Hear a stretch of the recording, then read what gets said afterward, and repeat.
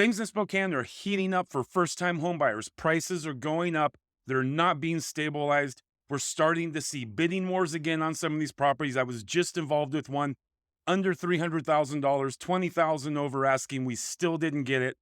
So in this video, you guys, I'm going to show you the areas where first-time homebuyers are looking in Spokane, what the houses are like in those areas. And I hope that you can, if you're thinking of moving here, this will give you a little bit of an idea of where you're going to be looking if you're in that first-time homebuyer market. My name is Brian Johnson. I'm a real estate broker with Windermere, Spokane Valley. If you have any questions about real estate, you want to buy, you want to sell, my contact information is right here and in the description below. So the first-time homebuyer market, everyone can define it a little differently.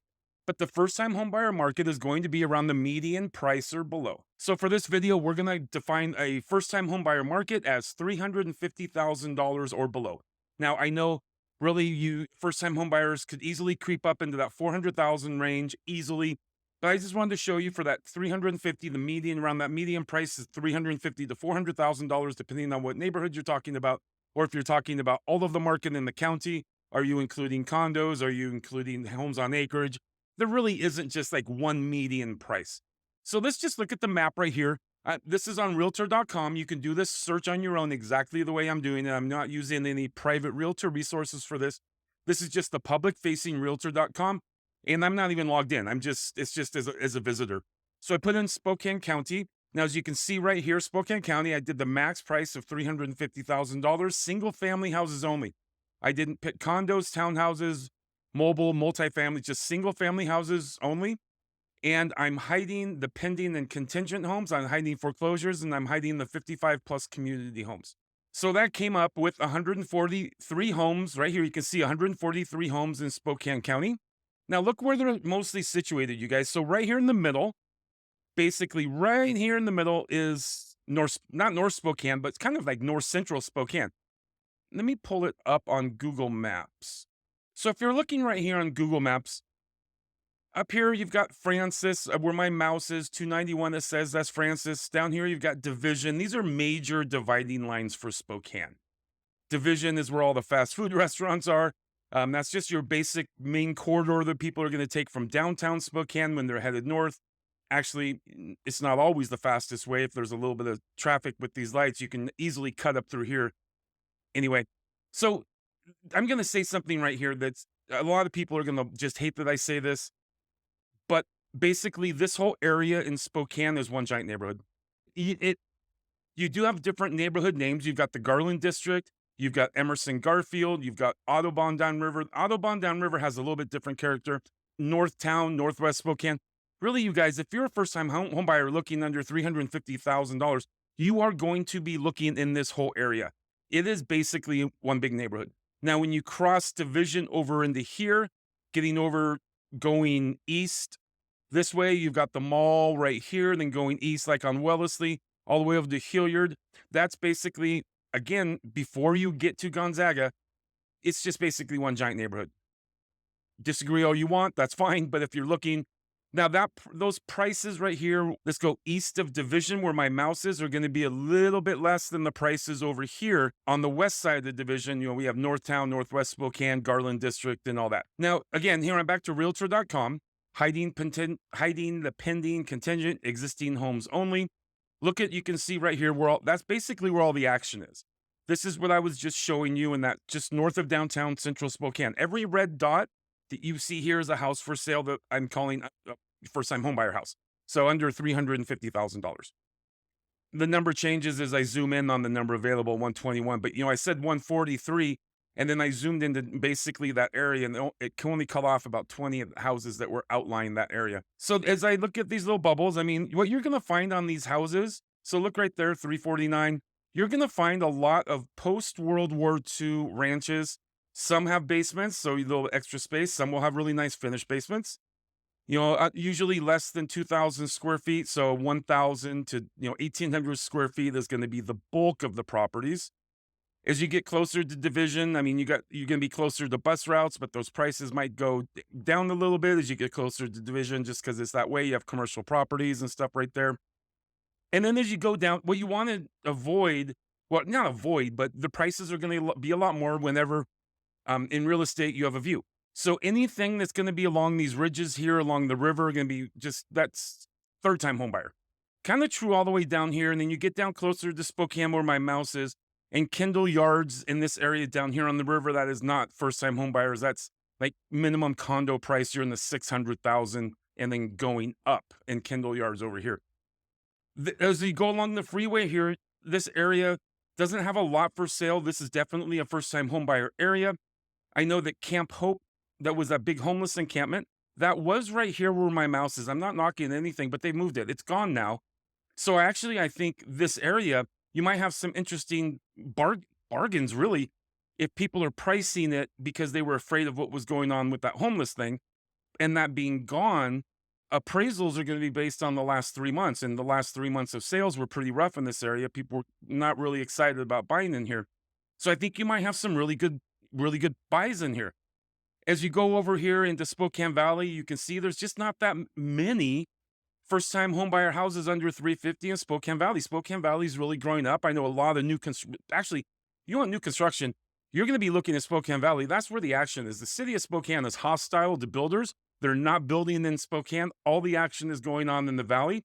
So you don't have as many first-time homebuyers. You see a few of them here, but they're going to be a little bit similar. Like I said, those post-World War II houses, 3 bedrooms, some with a basement, a lot of times a big garage or not a shop in this price range, but sometimes you actually would see something with the shop.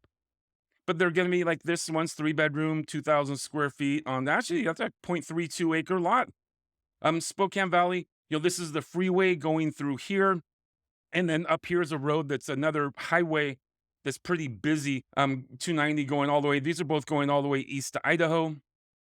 And as you can see right over here in Liberty Lake, there are no first-time homebuyer houses. In Liberty Lake, the price is just way too high.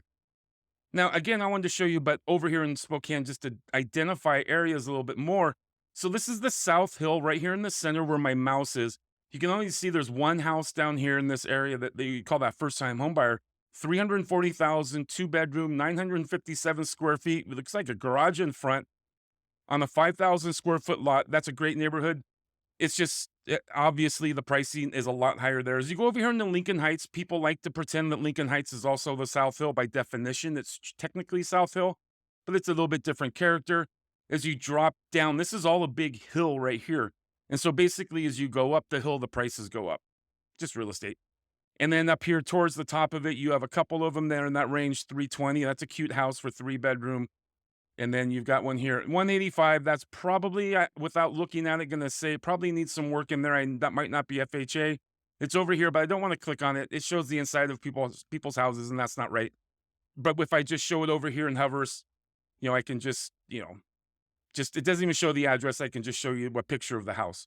So I'm just kind of clicking. You can see that's a really cute picture. 310. They just dropped their price $5,000. That's a small house, 744 square feet, 2 bedroom. So like I said, you're going to get some smaller houses. In fact, geez, I showed one that was $210,000, and it was right here in this Emerson Garfield area. And it was like 457 square feet. It was the smallest little teeniest house I've ever seen in my life. And then if I pull out a little bit, as you can see, you do also get some other opportunities in that price range outside of Spokane. So if we're looking over here east and south in Airway Heights, you've got a couple. There's a 3 bedroom, 1,300 square feet. That's a really cute house for 350. Airway Heights, this one's 330, 3 bedroom, 1,100 square feet on an 8,000 square foot lot. That's a cute house. He has a nice boat. Airway Heights is a lot of commercial. You have the big casinos there. You've got Fairchild Air Force Base out here, and you've got, this big Spokane Airport is right here. So that's kind of the defining area of Airway Heights, is just basically the plains. Now here in Medical Lake, you've also got some opportunities in Medical Lake. Medical Lake is not like one of the premier lakes around here. You're talking Coeur d'Alene and Hayden Lake and, the Newman Lake and those sort of, it's just a less expensive lake. So you can find, some bargains out here, some decent properties. That's a commercial property, it looks like. There's a decent sized 269, 3 bedroom, 1,100 square feet. And as you go on the other side of I-90, going down towards Cheney, there's a few opportunities down here. Cheney is definitely a college town, but you're going to find some decent housing down here. And these are also great rentals if you're looking for investing, because you've got students. That's 299, 3 bedroom. This one, you've got a 200,000 3 bedroom. They don't show the property very well. Up here a little bit more, you got that's a cute house, 350 for a 3-bedroom. That's a really cute house. And this one, let's check this out down here. 190 for a 2-bedroom, 1,400 square feet, $190,000. You guys, not everything is totally out of whack on pricing. You still can get some decent things out there. You might have to fight for it. If you're a first-time home buyer, you can get in FHA 3.5% down or conventional 5%. Conventional is a little easier to qualify the houses on. Let's say you're buying a $400,000 house, 5% down. So that's $20,000. 3.5% down, you'd be less than that. So but basically 5% down, $20,000. You're gonna have some closing costs, but I'm trying with all my buyers to ask sellers to pay those closing costs or help contribute that. I know on one deal I was doing recently, we were asking for 3% of the purchase price to be paid in closing costs. And then whatever that would cover most of our closing costs. I think it covers all of it. And then we would have applied anything extra towards potentially buying down the interest rate. That's the other thing you can do. If you've got the cash, you've got the down payment, you got your closing costs, we can help ask the sellers to help contribute to the buying your rate down or, buying your interest rate down on your payment. So there's some options there. It always takes less money to buy a house than people think. So connecting with the right people like myself, connecting with the right mortgage people I know that are honest and will tell you the truth is really, really important when you start out. So you know accurately what you can purchase. You don't waste your time. You don't waste anyone else's time. And you can find the right house for your budget. But so in Spokane, really, again, that first time home buyer under 350, definitely above 200. We're not seeing the things that are in that under 200 for the most part in Spokane. I know I showed you one out in Cheney, but let's just say in Spokane, anything in any market at the bottom of the market's really not financeable for first time home buyers. Those are properties that are going to need a lot of work. So investors are going to be buying those. Flippers are going to be buying those. People are going to turn them into rentals. That's who's going to be buying those. They're not financeable for first-time home buyers. FHA has some pretty strict restrictions on houses, like peeling paint.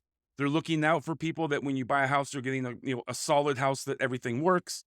Like I said, conventional can be a little bit easier on that, but still, you are a first-time home buyer, so you do want to know that everything works. You don't want to get into something and find out the plumbing needs work, or someone skipped looking at the roof or anything like that. You want to know that everything is going to work. So getting the right house can fit your budget and stay in your budget and not get you in trouble if something goes wrong.